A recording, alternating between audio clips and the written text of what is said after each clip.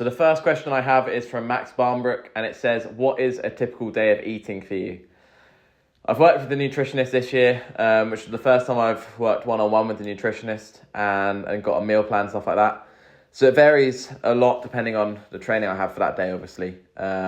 Typically, on a rest day, I'll look to prioritise some lean protein, some good fats, and lower the carbohydrate intake. And then for a more intense day or some long endurance days, carbohydrates are the main priority. So kind of working to a 60-20-20 split of carbohydrates to proteins and fats. Sometimes that changes 50-30-20. But yeah, that's the general census as to my nutrition.